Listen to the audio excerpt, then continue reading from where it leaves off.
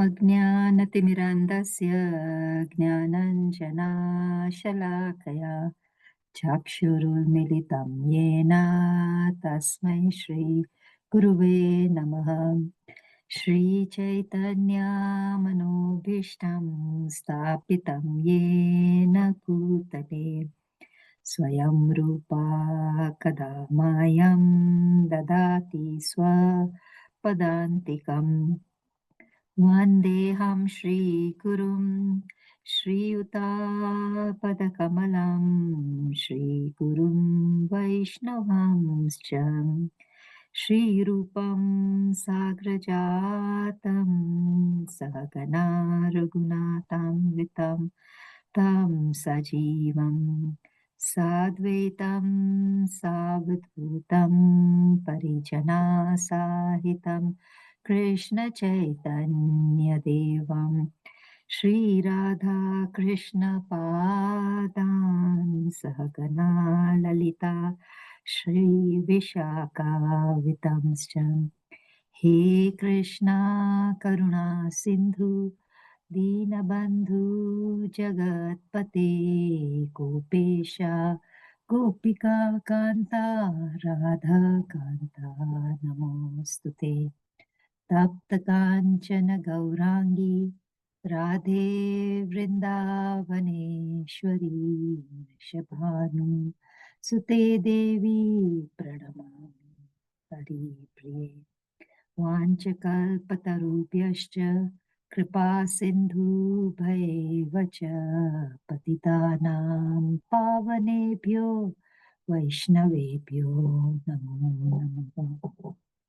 श्री कृष्ण चैतन्य प्रभु नित्यानंद श्री अद्वैत गदाधर श्रीवासादि गौर भक्त वृंद। हरे Krishna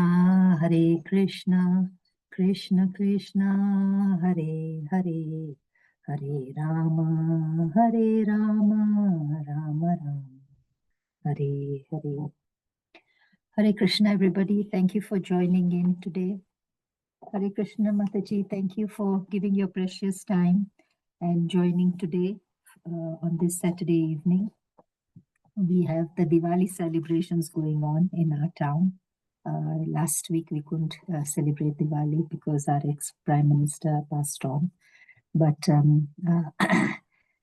it's quite cold and wet here. So I hope you are all safe and sound wherever you are.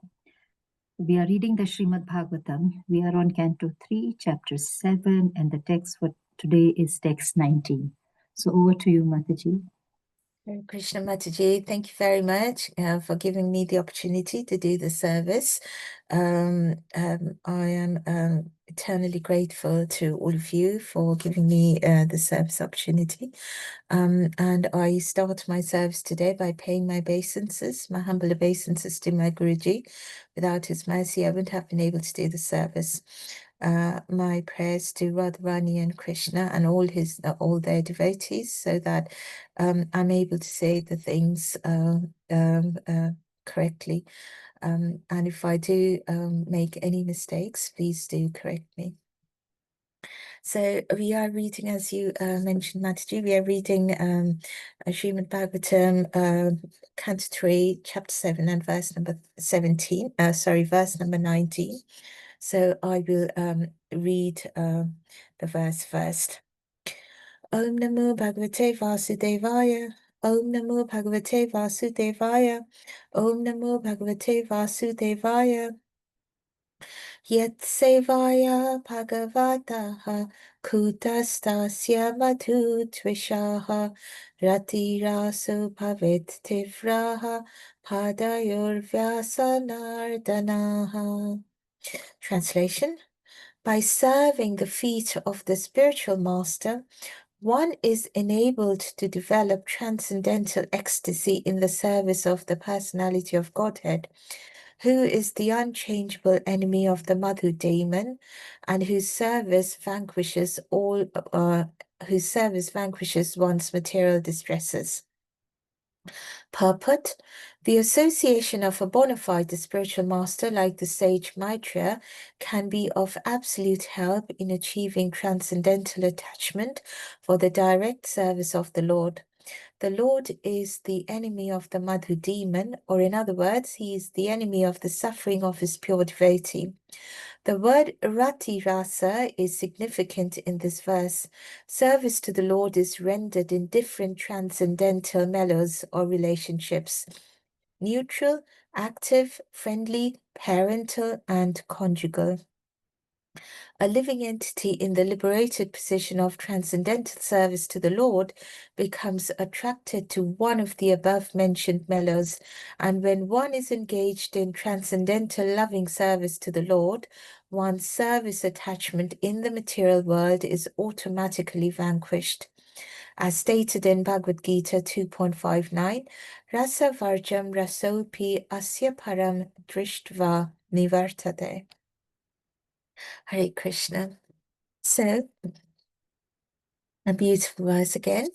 And also, I would like to pay my humble obeisances to Satya Gaur Rajaprabhu and Rasamrita, Swami Rasamrita Maharaj, because as I was researching or trying to learn about this verse, I found teachings from them very useful. So I hope I'm able to share a little bit of what they have taught. So in the last verse, Vidura tells, so we are looking into the conversation between Vidura and Maitreya Rishi. And in the last verse, we see that Vidura says to Maitreya Rishi that by serving your lotus feet, I can give up all the false ideas of this material world. Okay, so Maitreya Rishi has explained quite a few things to Vidura, and now Vidura is saying, I think by what you are telling me now, by following you and by serving you, I will be able to give up all those false ideas that I have of this material world. Now, immediately we see, you know, how humble Vidura is. He is obviously, he's none other than Yamaraj, so he's a self-realized person already, a great devotee, and yet how humble he is, wanting to learn more. And a few weeks ago, we talked about how it is. It gives more and more transcendental pleasures to pure devotees to hear about the Lord from different people, from other pure devotees. And they find a lot of pleasure in that, transcendental pleasure in that. Now, the verse talks about two different things. The first bit talks about how it is very, very important. So I'll read just the translation again. By serving the feet of the spiritual master, one is enabled to develop transcendental ecstasy in the service of the personality of Godhead, who is the unchangeable enemy of Madhu demon, and whose service vanquishes all material distresses. And in the purport, Prabhupada also talks about the rasas, the mellows. So we are talking about two different things over here, but linked beautifully. And we are being told that without the first part, that we definitely need the guidance from the spiritual master. One has to serve the spiritual master, and when one is able to directly serve the master, the spiritual master, one is able to serve Madhusudana, another name for Krishna, who is the slayer of the demon Madhu. Any idea who the demon Madhu was? What did he do? And why did Vishnu have to slay him? No. So Madhu, he actually stole the Vedas from Lord Brahma. So Lord Vishnu had to really kill him to be able to get the Vedas back and give it back to Lord Brahma. And so, we are being told that by serving the spiritual master, we can actually serve the slayer of Madhu or Madhusudana. And then when one is able to serve the Lord, then one develops this transcendental ecstasy in serving the Lord, in the service of the personality of Godhead. And so that is the ultimate goal. So that transcendental ecstasy, reaching that Krishna prema. So one might then question, how is it possible then, just by serving the spiritual master, how does that enable one to develop this ecstatic emotions towards the Supreme Personality of Godhead? How is that possible? Logically, nobody would understand. However, Shastras tell us that by serving a pure devotee of the Lord, the Lord becomes so pleased that he takes that person under the protection of his internal potency. Whereas in this material world, we are all under Maya. We are all under illusion. We are in the grasp of Maya. But as soon as the jiva takes shelter of a spiritual master and serves the spiritual master properly, serves under his guidance, obviously the spiritual master has to be a bona fide spiritual master, and not someone who's hankering after material benefits. So as soon as a jiva or soul, an individual soul, starts serving as a bona fide spiritual master, the Lord takes him under the internal, picks that person, picks the jiva up out of the material potency, out of the external potency, Maya Devi, and places the soul under his internal potencies. And placing that jiva under the internal potency is what introduces the jiva to that ananda or that bliss, that Satchit Ananda, the bliss. So what we have in this world is not really ananda. We just have an absence of distress. Whenever there is an absence of distress, we think that is what happiness is, but that is not the truth. So in this internal energy, that is where one can feel this intense ecstasy. Chaitanya Charitamrita says that Kama Krodero Dashahana Taro Latikaya, or which means that one who becomes a servant of lust and anger gets kicked by them.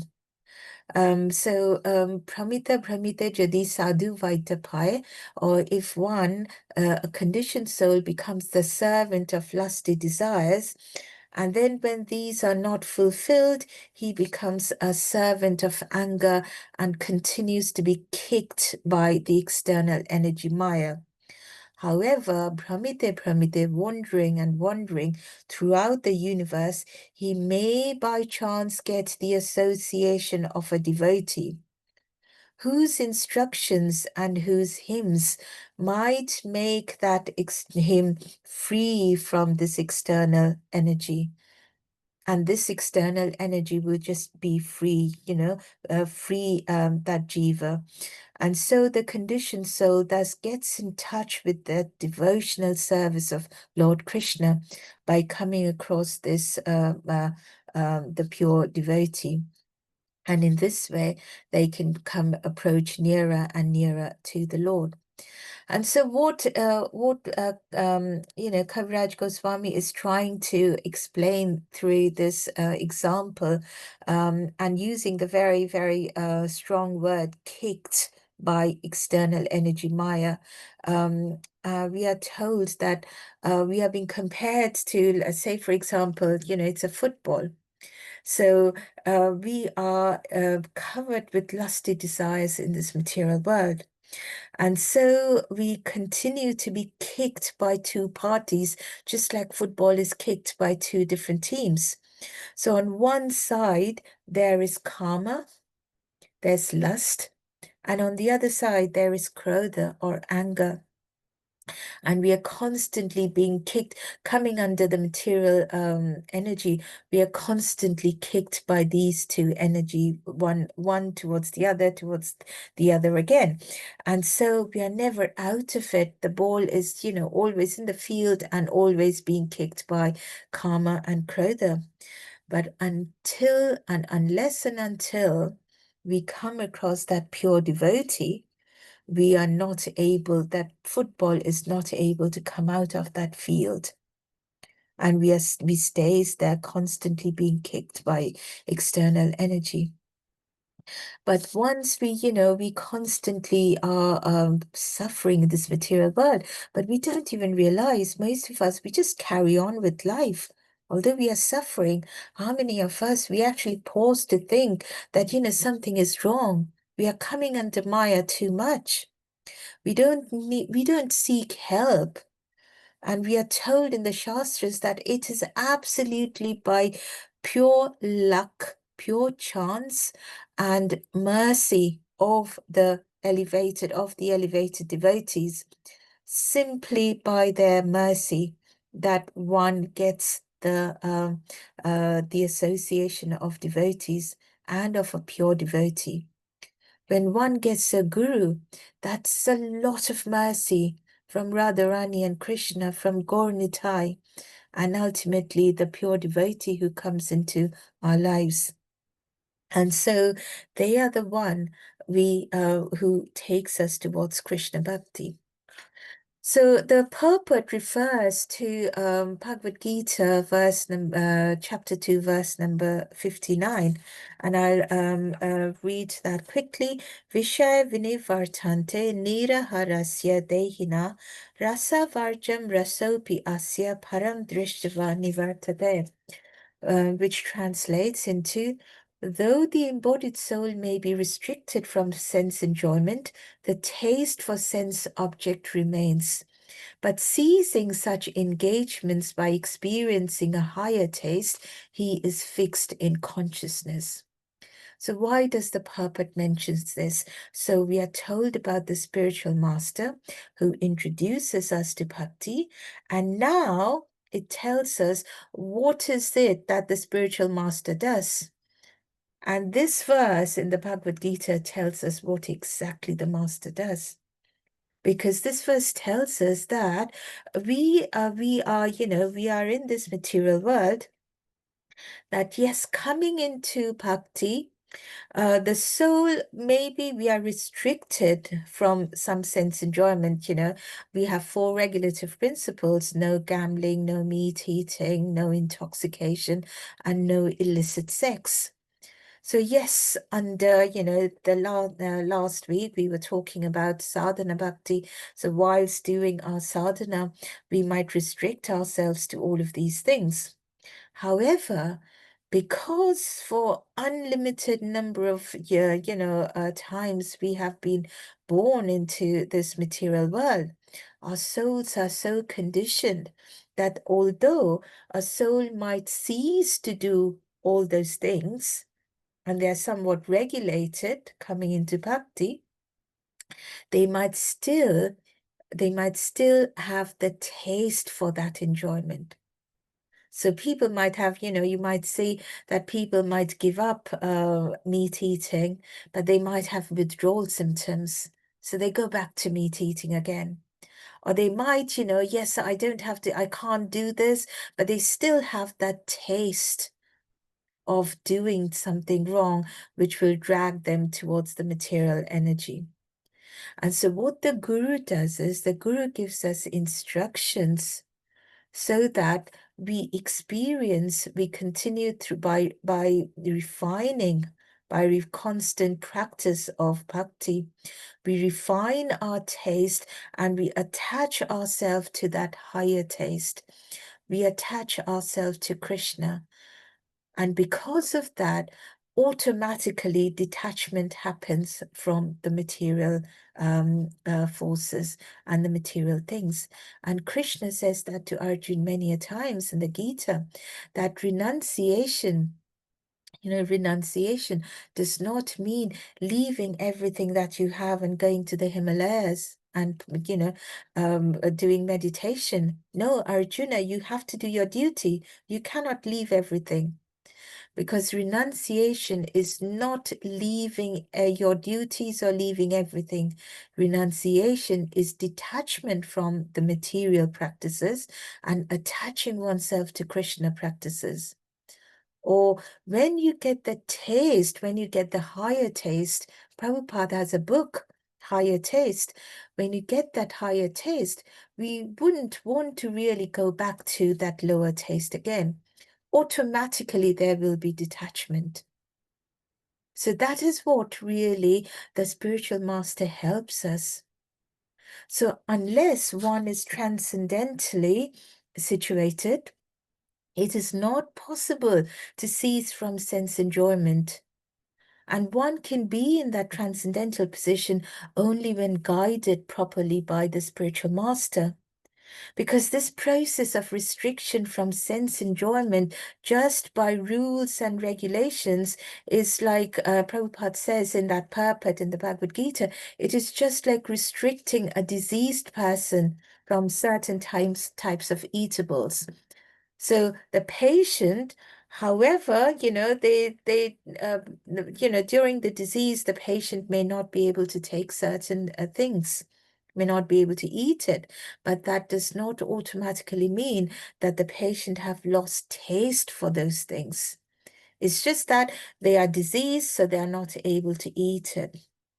But one who have tasted the beauty of the Supreme Lord Krishna, in the course of his advancement in Krishna consciousness, no longer has taste for something which is very, very material. They lose that taste. And so that restriction does not happen to them anymore. They don't need to be restricted anymore. And they attach themselves to bhakti, pure bhakti. And that only comes through the instructions from Guru, constant practices. And that is what Vidura is telling Maitreya Rishi, that through your instructions, through your restrictions, I will be able to come out of this external influence. Okay, because you're instructing me, because you're starting to give me that higher taste. I don't have to be, I wouldn't have the the taste to go back to the external.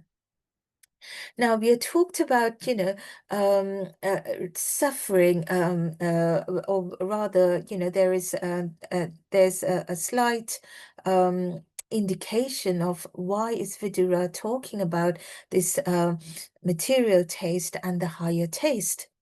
Because in this material world and anywhere, everywhere, including the Lord himself, what are we all looking for? The ultimate goal is that happiness, that bliss that comes from pure love. And so when we are looking for bliss, well, in this material world, we don't know what bliss really is. So we look for happiness. And as we were just saying a while ago, we don't know what really happiness is. That doesn't exist in this material world. It's just the absence of distress. So a karmi, someone who just does his karma, um, um, so there is the way they perceive happiness or the way they perceive distress is different to how a devotee perceives distress. So a non-devotee, when they perceive distress, they sees that they are just unhappy. They go through anxiety, they go through stress, they blame the Lord, they blame their fate, they blame others, and they are very reluctant to take responsibility for what happens. They may understand karma, but then they may think, but karma is being very cruel. What does that mean? How is my karma responsible for everything? They might seek for alternate understandings. So they don't want to accept their distress as anything to do with them. In fact, they end up being very, very sour about the whole thing. Whereas a devotee, when they go through distress, they see the Lord's hands in being distressed, because they think that they are so lucky that they're eligible to receive this, because it could have been something much bigger, so much bigger. But the Lord is so merciful that because they are serving the Lord a little bit, the Lord has minimized it. The Lord has minimized it. And as we were, what the Lord does is first he minimizes all the actions. And then, as my Guruji always says, that he condenses it. So you would see a devotee when, and it comes in some of Prabhupada's purports as well. It seems that when somebody becomes a devotee, more and more distresses seem to come their way. But it's not that the Lord is getting more angry with them for becoming a devotee at such a late stage. No, but the Lord, what the Lord is doing is the Lord is so merciful. The Lord minimizes that. And the Lord tries to take away all the wrong karmic balances as soon as possible, so that the devotee clears the wrong karmic balances soon enough, until one gets rid of all of that. And again, in the Bhagavad Gita, Krishna says, just surrender unto me. And you don't even have to think about your karmic balances. All you have to do is just surrender unto me. What was it? Sarvadharman Parityajya Mamekam Sharanam Vraja. Aham Sarva Papepyo Mokshasami Masucha. Don't worry. Sorry, I think I'm pronouncing the Sanskrit wrong. But he says, don't worry, Masucha, don't worry. I will take care of all your karma. Apologies for the wrong Sanskrit pronunciation. So, a devotee actually thinks that, something much more could have happened, but because of the Lord's mercy, it has all been minimized. So that is the difference in being a devotee, having a spiritual master who's able to explain all of these things. My Guruji mentioned to me once that he was doing kirtan once, and so his Guruji was actually, he didn't realize that this was before he was initiated, and his Guruji was actually sitting in the next room. And as soon as he finished the kirtan, one of the devotees came and said, Guruji's asking for you, and took him to his Guruji, and his Guruji just said, from today, this is your name. Go and take a bath, and gave him some instructions and said, I'll initiate you. And his Guruji is based in, is quite very famous, based in Radhakund. And so he couldn't believe it. He couldn't believe it. And he started crying. And he said, I just started giving so many Dandavat pranams to Radharani and Krishna, that what have I done? People, that the Guruji himself came and said he will give me initiation, and not any Guruji. He's such a famous Guruji. So this is what prasad is. So we are, and we pray to Radharani and Krishna that we come across a pure devotee who will be able to lift us from this ocean of material existence and take us towards Krishna. Now, we are also being told that, we are talked about the verse, and the purport talks about transcendental ecstasy, transcendental pleasure. Now, theoretically and even intellectually, we've heard all of this. Okay, so we've heard what the true devotees, the pure devotees, they experience transcendental pleasure. But how do we experience this? There is more clarity more clarity comes when we are told that one constantly has to practice Krishna consciousness. Because just listening, just hearing is very good. It attracts us towards Krishna. Shravanam, Kirtanam, of the Navada Bhakti. The first two is Shravanam and Kirtanam. You hear about Krishna, you talk about Krishna, that attracts us towards Krishna.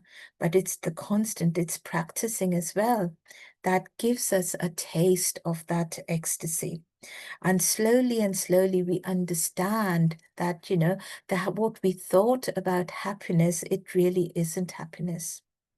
So when one continuously remember Krishna, one is able to develop that ecstasy slowly, bit by bit.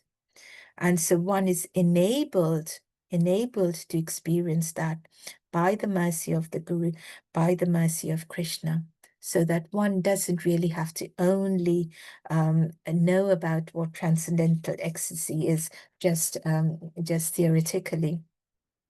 Now, we've learned about when we were learning about the 8 types of ecstasy that one can go into, where one starts perspiring. In our earlier classes, we have talked about how Chaitanya Mahaprabhu used to go into these transcendental ecstasies so many times. And Gadadhar Pandit, who's none other than Radharani herself, came for the specific purpose of being able to manage Chaitanya Mahaprabhu, because when he went into those trance, only his close associates, especially Gadadhar Pandit, could be able to manage him. Nobody else understood what was happening. And so we have seen how pure devotees go into those stages. Now, Prabhupada says that in the earlier stages, by doing some Krishna services, we are able to enjoy some transcendental ecstasies. When we do any service, they are very pleasing, these devotional service. And we don't understand why we are pleased just by, saying Hare Krishna to somebody, but it gives us pleasure. Just by doing little things, even if it's carrying or just serving prasadam, even if it's, just greeting guests, even if it's, a little bit of decorating, the bliss, the happiness which we find is a lot more than the little bit of work that we actually end up doing. And that is what we are being told. That is the taste. That's the little taste of transcendental ecstasy, where doing a little bit gives us that higher pleasure. And we are told about that is what we have to go for. And that is what Vidura is telling Maitreya Muni, that I have to get into that by your instructions. From your instructions, that is what I want to experience. That is what is not going to drag me back into the material. Because remember, Vidura had gone through a lot recently. He had to go through that insult by Duryodhana and even Dhritarashtra. He left it all. And then there was the shock of hearing that Krishna had left this, has finished his pastime and has left this material world. So for him, not to be dragged into material distress was very, very important. And so we are told, we are also reminded that we have to be very careful that when we are doing that service, we have to do it well, because that service should give us a tiny taste of this transcendental ecstasy. Any little service that we do, whether it's just standing outside and then the devotees who give out books, or the priests. Krishna looks upon everybody in the same way. Now we are warned, though, that if we don't actually experience this higher pleasure, then there must be some non-conformity. Then we are not doing things the right way. And that is the reason it is so very important to take the guidance of a spiritual master. Because without following the guidance and instructions of the spiritual master, there is no chance of enjoying that transcendental ecstasy. Because the spiritual master is the one who guides us to do things, to perform bhakti, to practice bhakti in the right way. Why? Just so that we start getting that taste of transcendental ecstasy that we are reminded of quite a few times over here. And so, Rati Rasa Pavetivra, the verse says, that's the third line, that's the third line of the verse. Rati Rasa means attachment in different relationships.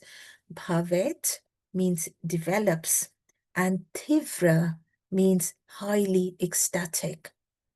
So we are being reminded that to get attached to that rasa, so that we feel that we become highly ecstatic and we feel that transcendental pleasure. That is the goal. That is what we want to do. And the spiritual master can guide us. For example, we are told to chant. Now, if we are chanting properly, we will experience that pleasure. But, if we don't do it, if our mind travels everywhere, we are not going to experience that transcendental pleasure. So, however, we are also warned in the Shastras that we mustn't artificially try to imitate these ecstatic moments. We mustn't do that. For example, artificially crying, artificially jumping, or making a show of transcendental pleasure. We mustn't do that, because that's an offense. That's insulting the purity of transcendental pleasure.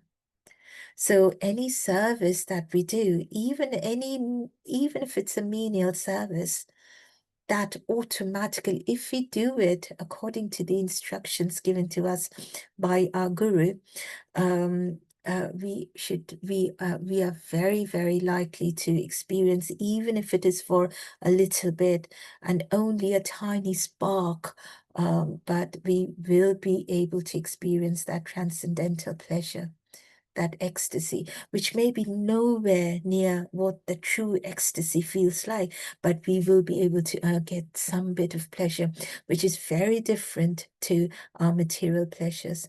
And that is the reason we see devotees want to do more service. They want to volunteer for things. Why?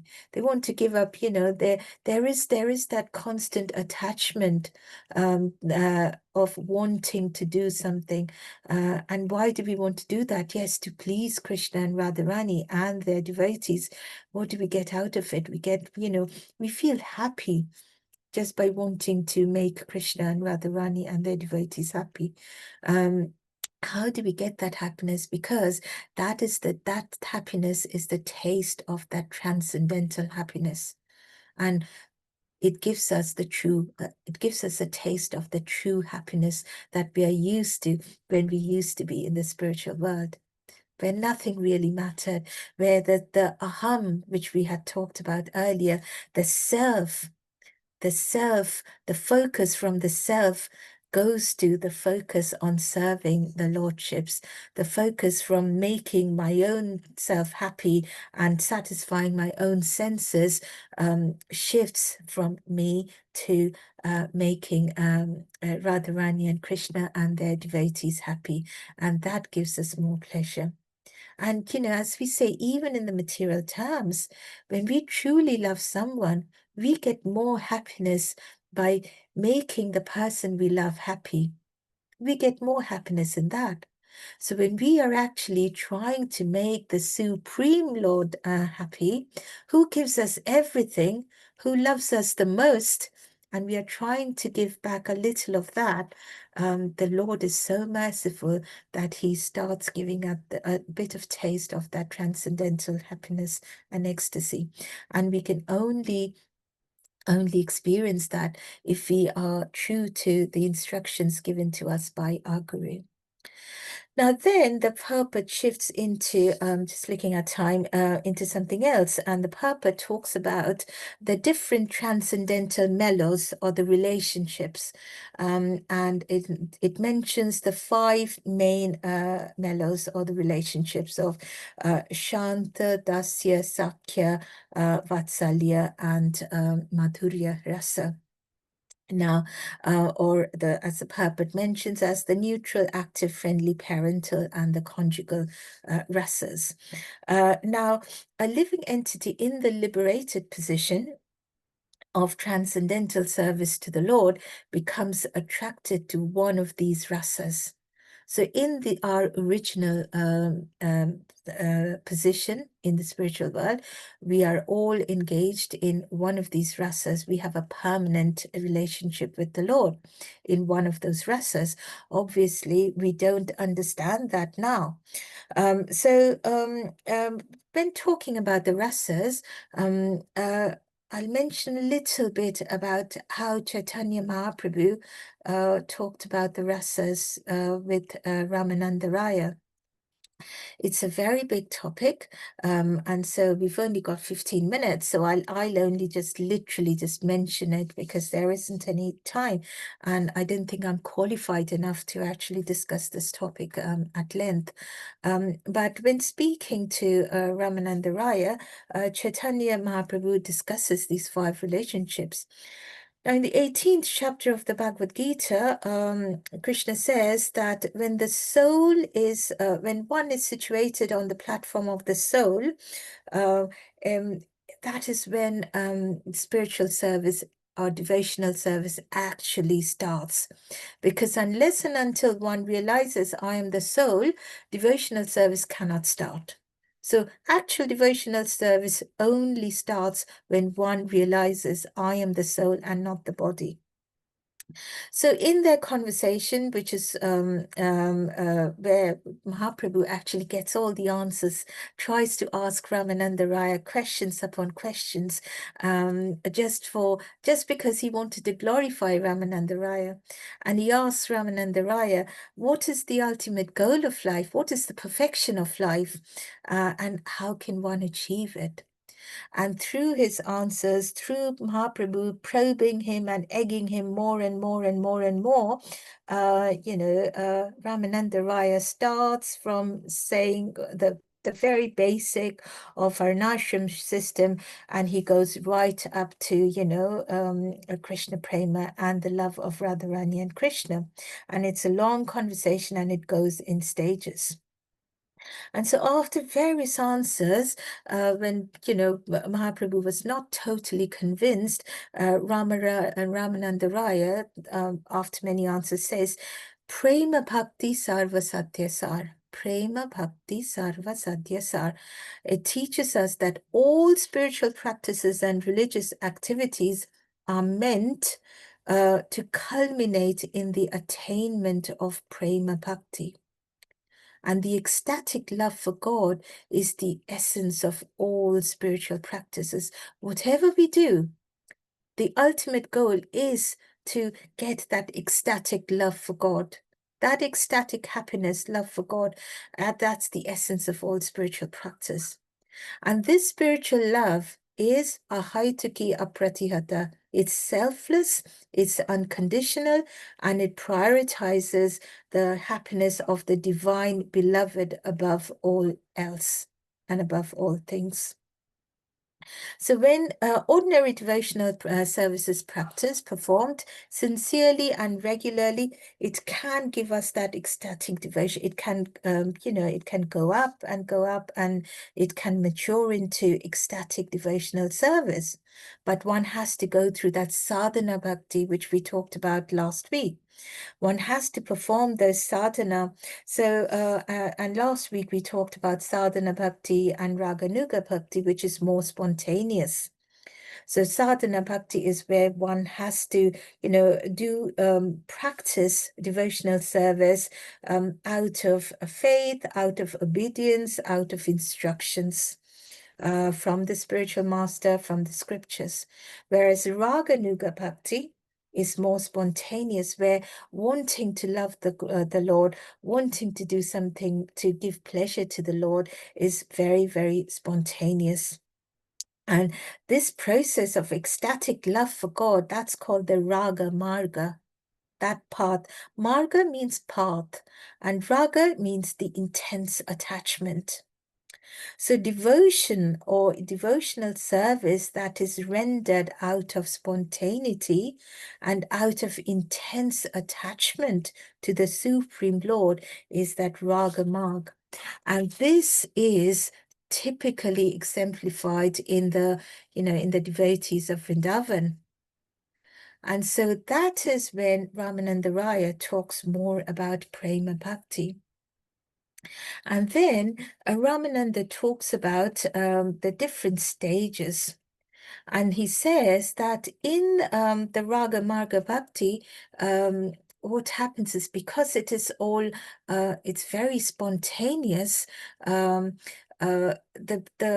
love that the devotees have for Krishna, uh, it comes to a stage where one wants to just love Krishna and serve him out of absolutely pure greed.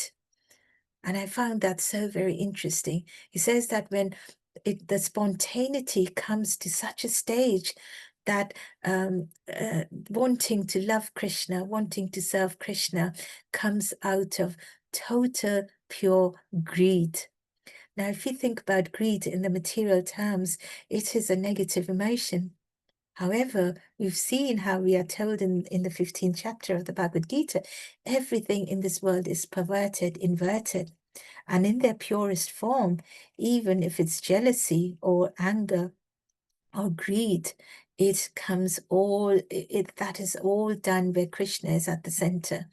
And it all is very positive because it's all centered around Krishna. So that spontaneity of wanting to serve Krishna, because, one becomes greedy around that. And that doesn't come when one is just starting during Vaidhi Bhakti, which we talked about last week, or just Sadhana Bhakti. So now, after, and I'm skipping because it's just so long. So now Ramananda Raya actually starts talking about the 5 rasas that's mentioned in the purport today. And it says that now, right at the beginning, he starts outlining this, and he says that right at the beginning, there are, when a devotee is serving the Lord, it is in Shantarasa, in the ordinary devotional service. There is that spontaneity, because Prema Bhakti can only come when one comes to that Raga Nuga mark. That Raga, it becomes spontaneous. Unless and until that love becomes spontaneous, one cannot really even start the journey towards Prema. But even when one reaches that spontaneous stage, right at the beginning, it isn't Shantaras. It's just, devotional service, wanting to serve the Lord.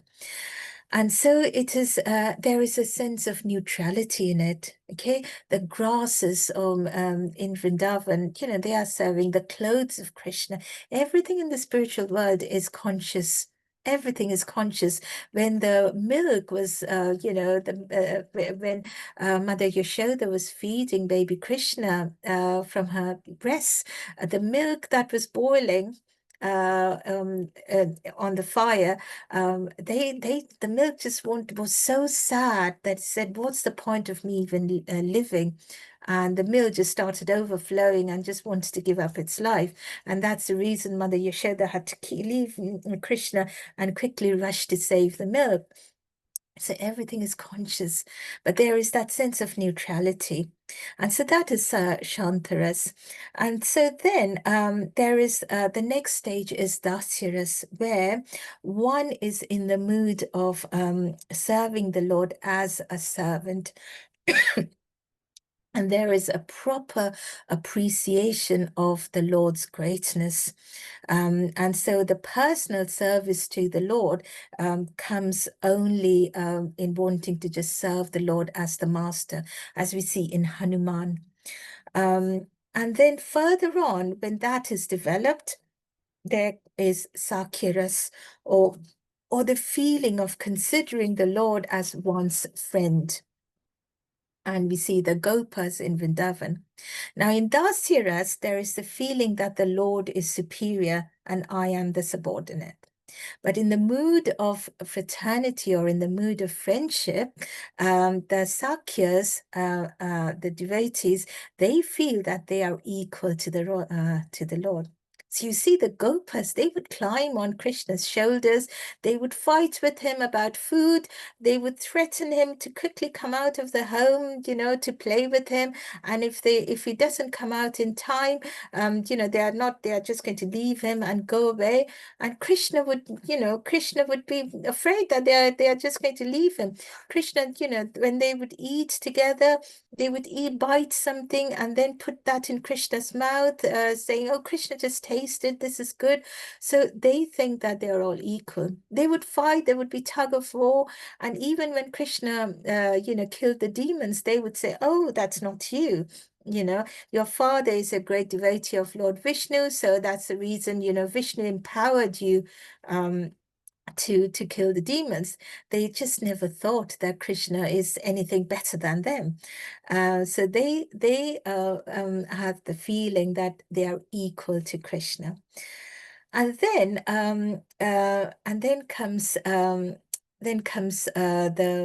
the next one, which is Vatsalya Ras. And we see whilst Krishna is in the Gopis, there's a little bit more where Maharaj very nicely mentioned that, how the Gopas, they would just eat together in the forest and they would frolic together and they would have wonderful pastimes together. And not a single one of them would actually think that Krishna is better than them. And so when that affection of friendship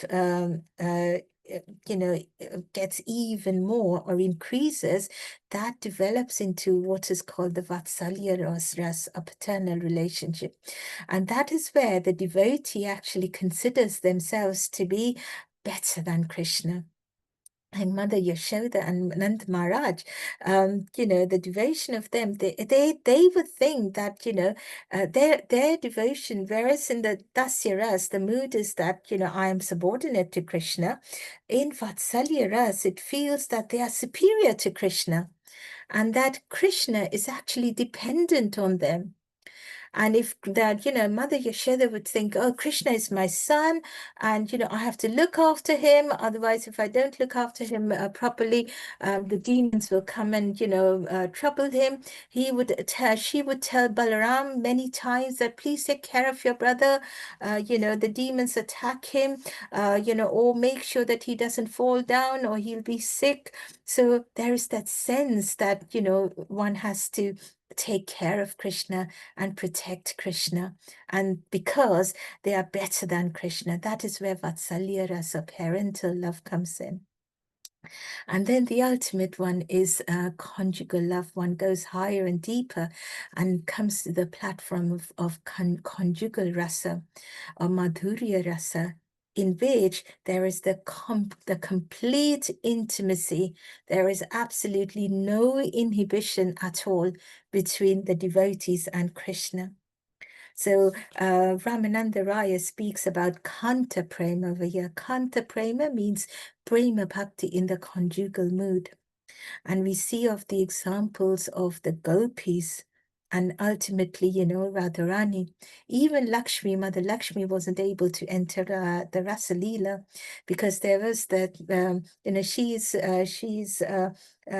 she's from the Vaikuntha planet where there is still a bit of awe and reverence.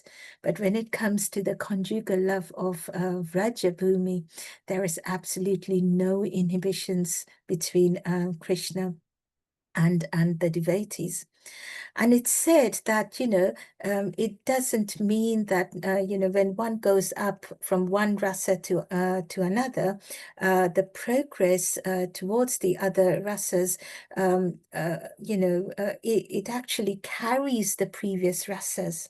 So whereas you have, in Dasya rasa will automatically have Shanta rasa in it. And when it goes up to conjugal love, a conjugal rasa, it contains all the rasas of the previous rasa of Shanta, Dasya, Sakya, Vatsalya, and it has something more as well. And we are also told that just because one is, one is above, conjugal love has all the rasas. Sakya rasa has only Dasya rasa and Shanta rasa. It does not mean that people who have that natural tendency of serving the Lord in that mood is any less than the others. Because, one might have the natural inclination of serving the Lord in that mood. No matter how much you would ask Hanuman, he would not be able to serve Krishna or Lord Rama in the conjugal mood. Arjun would never be able to serve Lord Krishna in Vatsalya mood. So whatever rasa we have in the devotees, that spontaneous rasa, that is their natural inclination, because we all have a permanent very, very unique relationship with Krishna, and which is revealed to us as we become more and more advanced, and by the mercy of the Guru. And then because the Guru is happy, then it is revealed by Krishna himself. And so I'm just, checking the time, so I have to complete. I can't go on more. So I'll quickly come to the conclusion.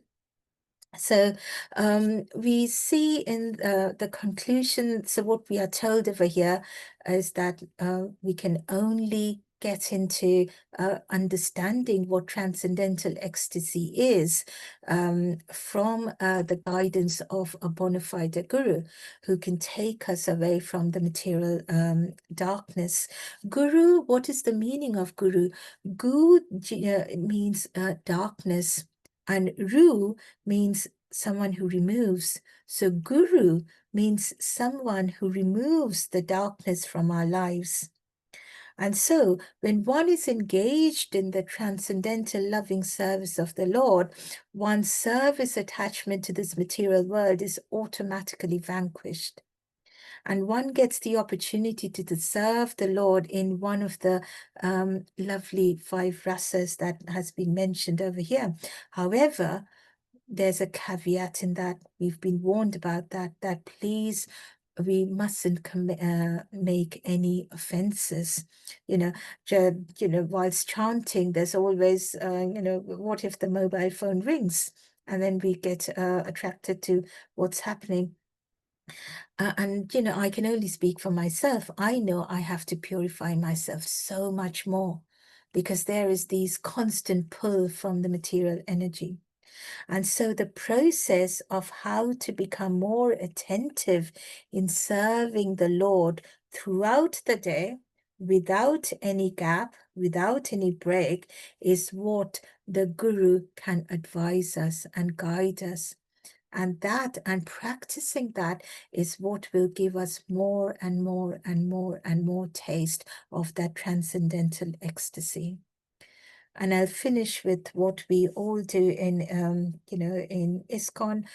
We start with the Guru Ashtakam, where Vishwanath Chakravarti Thakur writes right at the beginning. He says, Samsara Dava Nalalita Loka, and where he's telling us that the spiritual master is receiving benediction from the ocean of mercy. Just as a cloud pours water on a forest fire to extinguish it, so the spiritual master delivers the materially afflicted world by extinguishing the blazing fire of material existence. And so Vidura is requesting Maitreyi. Vidura tells Maitreyi humbly that, you have clarified a lot of things. And now by your guidance and with your guidance, hopefully I will be able to extinguish that blazing fire of material existence. So I end my service here today. If I've made any mistakes, please do correct me. Hare Krishna. Hare Krishna Mataji, thank you for such an excellent session today. My internet was unstable and I was getting frozen. That's why I had to close my video. No, Mataji. Hare Krishna Mataji, I'm And just so sorry because it would have been go through with you the whole stages in which Chaitanya Mahaprabhu and Ramanand Rai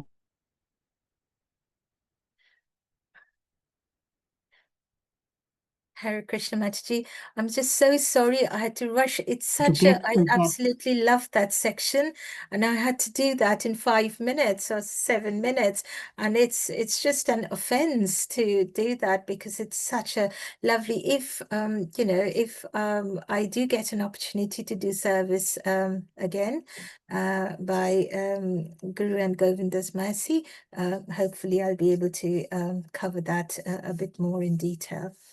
Hare Krishna. Hare Krishna, maybe next week, if you are up to it, we can do it because it's fresh right now, and it would be nice to go through all the stages because those are the stages I guess we have to pass through as well. And I mean, we are not even at the first stage, but just to know where the goal is, it would be nice to go through those stages. And I really enjoyed the session today, and you took us right from the very beginning of when one gets. I really liked it when you said that when one gets a guru, it is because of the mercy, or you are receiving a mercy from Krishna and Radha. And then what does the spiritual master do? And then you went and that we are all suffering, and how the devotee sees suffering, and how the karmic person sees the suffering. And then we went through the karmic balances and how Krishna takes care of the karmas, and you just keep on doing whatever you have been instructed to do, and the rest will be taken care of.